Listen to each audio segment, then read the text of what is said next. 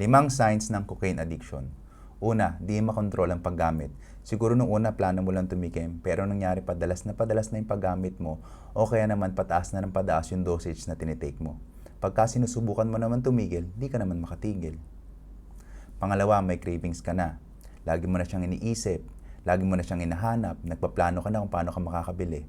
Yung mga cravings na yan, sign na yan ng addiction. Pangatlo, apektado na buhay mo. Hindi ka na nakakapasok sa trabaho, umiiwas ka na sa pamilya mo. Yung mga dati mong na-enjoy na hobbies, hindi mo na nagagawa kasi kinakain na ng paggamit ng cocaine yung oras mo. Pang-apat, kahit nagkakaproblema ka na, tuloy pa rin ang paggamit.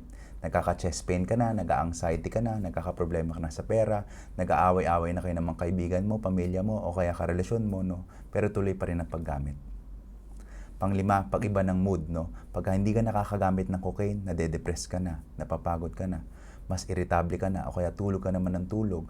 Plus, kailangan mo ng mas mataas na dosage para lang maramdaman yung same effect nung katulad ng dating unang mong paggamit, no? Yan ay withdrawal at tolerance na. Ang addiction po, hindi siya kahinaan. It's a medical condition, kaya siyang pagalingin o gamutin.